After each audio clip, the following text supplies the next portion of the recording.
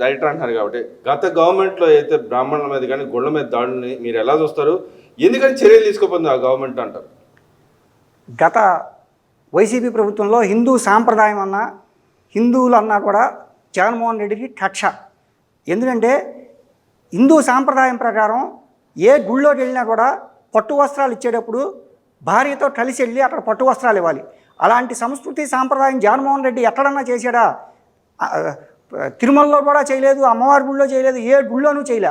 ఎక్కడ పట్టు వస్త్రాలు ఇచ్చినా క్వశ్చన్ చేస్తే ఎదురు హిందువులపై దాడులు, ఇలా దేవాలయాల్లో ధ్వంసం. మరి పట్టణ గుడివాడలో కొడాల నాని గారు ఎమ్మెల్యే గారు ఆంజనేయ స్వామి చెయ్యిరిపోతే అన్నాడు. ఇప్పుడు నాయకుడు అలాంటి వాడైతే మరి కింద స్థాయి వాడు కూడా అలాంటి వారే అవుతారు. మరి ఇక్కడ గతంలో అయితే స్వరూపానంద మన ఆయన విశాఖపట్నం పీఠాధిపతి గారు కూడా ఆయన హిందూయిజాన్ని మార్చిన పరిస్థితి. ఎందుకని హిందూ ధర్మం మీద ఆయన భక్తి లేనప్పుడు ఆయన ఎందుకు పదే పదే దాడి చేపిస్తున్నాడు అంటారు వాళ్ళ పేపర్ ద్వారా కానీ నాయకుల ద్వారా కానీ? ఏమంటే రాజకీయం కోసం హిందువుల్లో మారిపోయాను అని చెప్పాడు తప్పితే జగన్మోహన్ రెడ్డి నిజంగా ఆ రక్తంలో ఏముంటుందో అందరికీ తెలుసు. రాజకీయంలో ఓట్ల కోసం ఇది హిందూ దేశం కాబట్టి హిందువుల ఓట్లు ఎక్కువగా ఉన్నాయి కాబట్టి హిందువుల ఓట్లు మలుచుకోవాలనే కుట్రతో జగన్మోహన్ రెడ్డి ఆ పని చేశాడు.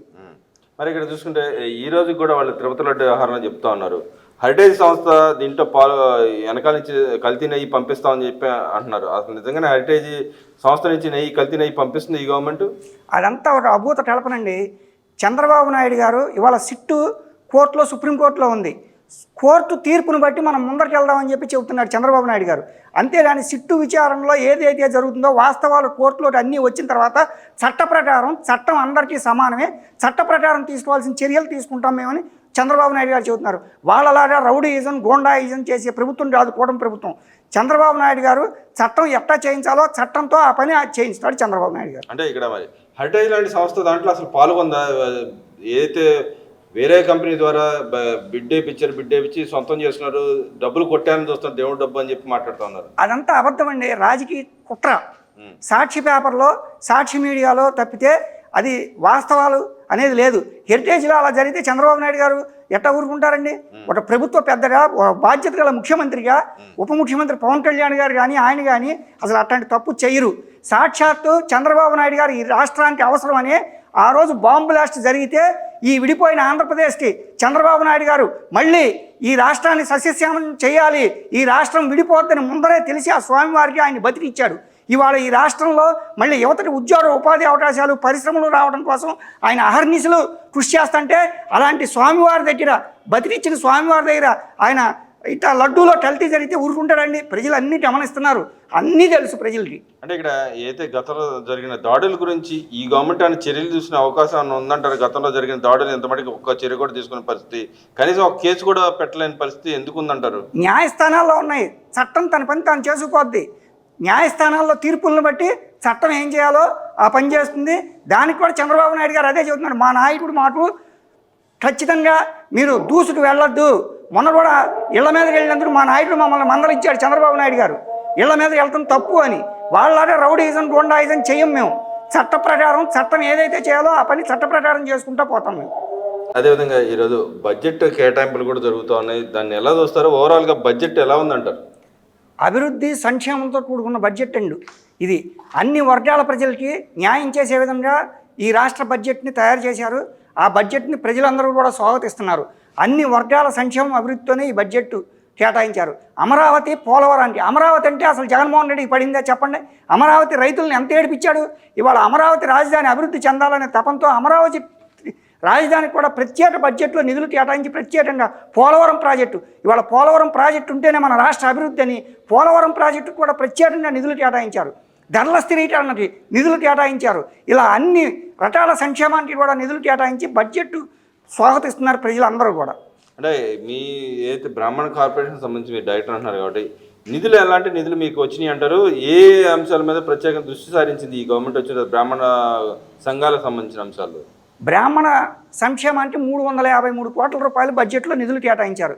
దాంట్లో యువతకి ఉపాధి కల్పించే విధంగా సబ్సిడీ లోన్స్ కింద 23 కోట్ల రూపాయలు ఇవ్వడం జరుగుతుంది.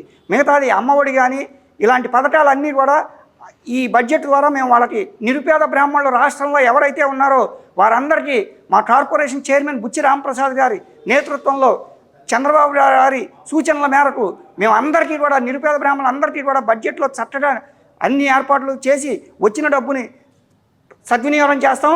ఆ డబ్బు చాలకపోతే మా నాయకుడు బుచ్చిరామప్రసాద్ గారు ఇంకా చంద్రబాబు గారితో కూడా మాట్లాడి తేవటానికి కూడా మేమందరం డైరెక్టర్లను కూడా సిద్ధంగా ఉన్నామని చెప్పి తెలియజేస్తాం. అంటే అయితే కేటాయింపులు మీరు ఉన్నాయి అంటున్నారు, కానీ వాళ్ళు చెప్తాను ఈ గవర్నమెంట్లో అసలు కేటాయింపులే జరగలేదు. ఏ బడ్జెట్ కూడా ఏ బడ్జెట్ అంతా డొల్లే తప్పితే అంకెల్ గ్యారెంటీ తప్పితే ఏం లేదు. అందరూ మోసం చేస్తా ఉన్నాడు చంద్రబాబు నాయుడు, ప్యాంటు షర్టు వేసిన మోసగాడు అని చెప్పి మాట్లాడుతూ ఉన్నాడు. నిజంగా ఆయన మోసం చేస్తా ఉన్నాడు. బడ్జెట్లో అసలు ఏం కేటాయింపులు జరగలేదంటారా? బడ్జెట్లో కేటాయింపులు జరగకపోతే అభివృద్ధి ఎట్లా జరుగుతుందండి? అంతకుముందు జగన్మోహన్ రెడ్డి పరిపాలనలో ఏ రోడ్డు మీద పని జరుగుతుంటే కనపడేదా? ఇవాళ రోడ్లు పట్టణం చూడండి, హైవే రోడ్లు పట్టణం కానీ ఎక్కడ కానీ. మరి బడ్జెట్లో డబ్బులు రాకపోతే ఈ పనులన్నీ ఎట్లా జరుగుతున్నాయి?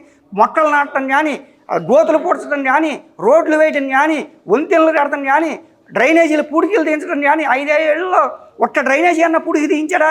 మరి వాడు ఇవన్నీ బడ్జెట్లో నిధులు రాబట్టే కదా ఈ పనులన్నీ రాష్ట్రంలో జరుగుతున్నాయి. మరి అదేవిధంగా చూసుకుంటే సాధారణ వ్యక్తిగా చెప్పండి, అయితే అంబటి రాంబాబు గారి విషయంలో చూస్తే ఆయన ఇవాళ కూడా మాట్లాడుతూ ఉన్నాడు, నా మీద అక్రమ కేసులు పెట్టారు, ఏ కేసులైనా నేను బరాయిస్తాను రెడీగా ఉన్నాను. గతంలో ఆయన చేసిన వ్యాఖ్యలు ఇంకా ఆయన సమర్థించుకునే పరిస్థితిలో ఉన్నాడు. దాన్ని ఎలా చూడొచ్చు అంటారు?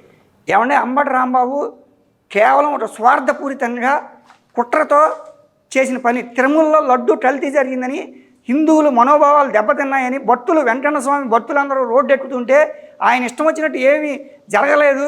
చంద్రబాబు నాయుడు బూతులు తిడితే కార్యకర్తలు ఊరుకుంటారండి? కార్యకర్తలు కడుపు మండింది, వాళ్ళు చేశారు. తర్వాత చంద్రబాబు నాయుడు గారు కూడా అది తప్పు అని చెప్పి మమ్మల్ని మందలించాడు. వాళ్ళు రౌడీజం చేశారని మీరు చేస్తారా అని చెప్పి మమ్మల్ని అన్నాడు. మా నాయకుడు మాకు వ్యవస్థలో ఎట్టా నడవాలి, ఆ వ్యవస్థని సక్రమంగా నడిపించే విధంగా మమ్మల్ని పనిచేయిస్తున్నాడు. అంతేగాని అంటున్నాడు కదా, ఆయన ఆధ్వర్యంలో నడిచింది చంద్రబాబు నాయుడు గారికి కావాలని చేశాడు. దాదాపు పొద్దు నుంచి సాయంత్రం దాకా అర్ధరాత్రి 1 గంట దాకా ఆయన నడిపించాడు. వెనకాల ఫోన్లో మాట్లాడుతున్నా చూస్తా ఉన్నాడని చెప్పి అన్నారు కదా. అదన్నీ కట్టుకథలు, అబద్ధాలండి. స్వార్థంగా చెబుతున్న మాటలు తప్పితే చంద్రబాబు నాయుడు గారు తర్వాత మాతో టెలికాన్ఫరెన్స్లో మాట్లాడారు. మీరు చట్టం చేసుకుంటుంది, మీరు చట్టపరిధి దాటి వెళ్తే మా మీద కూడా కేసులు కట్టారు. అక్కడ తెలుగుదేశం నాయకులు కార్యకర్తల మీద కేసులు కట్టారు. మరి చంద్రబాబు నాయుడు గారు అలాంటి ఆడైతే మా మీద కేసులు కడతారా? మా పార్టీ నాయకుల మీద కార్యకర్తల మీద మీరు కళ్ళతో చూస్తున్నారు కదా. చట్టం చేసుకుపోతుంది, అంతేనండి. మరి ఇవాళ ఇంకో మాట కూడా మాట్లాడుతుంది, జగన్మోహన్ రెడ్డి గారు మాట్లాడుతూ ఉన్నారు.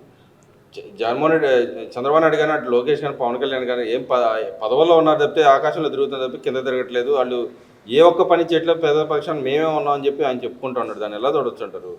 ఏమన్నా అంతా అభూత కల్పన. జగన్మోహన్ రెడ్డి ఒక ప్రాంతానికి వస్తున్నా అంటే ముఖ్యమంత్రిగా గతంలో పరదాలు కట్టి అక్కడ పచ్చటి చెట్లు పెరుగుతుంటే నరికేసేవాళ్ళు. ఇవాళ చంద్రబాబు గారు వస్తుంటే రోడ్డు మీద నడిచి వెళ్తున్నారు సాఫీగా. ట్రాఫిక్ ఉన్నారు కూడా ఆపద్దని చెబుతున్నారు. ప్రజలన్నీ గమనిస్తున్నారు. వాళ్ళు అన్నంత మాత్రం జరగదు, ప్రజలు చూస్తున్నారు అన్నీ.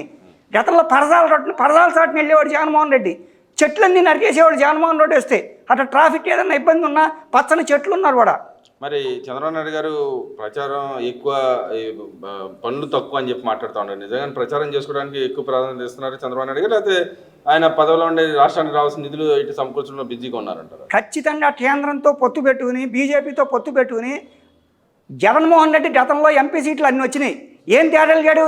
ఇవాళ చంద్రబాబు నాయుడు గారు కూటమి ప్రభుత్వంలో కేంద్ర ప్రభుత్వంతో మరి ప్రతినిత్యం కూడా ఢిల్లీ వెళ్ళి పర్యటనలు చేస్తూ లోకేష్ గారు కానీ, చంద్రబాబు గారు కానీ, పవన్ కళ్యాణ్ గారు కానీ ఈ రాష్ట్రం నష్టాల్లో ఉంది, ఆర్థిక సంక్షోభంలో ఉంది అని మరి ఎన్నో నిధులు కేంద్ర ప్రభుత్వం నుంచి కూడా మరి చంద్రబాబు నాయుడు గారు తేవటానికి కృషి చేస్తున్నారు. ఇవాళ ఆ నిధులతోనే మరి చక్కగా మన రాష్ట్రం సస్యశ్యామలం అవుతోంది.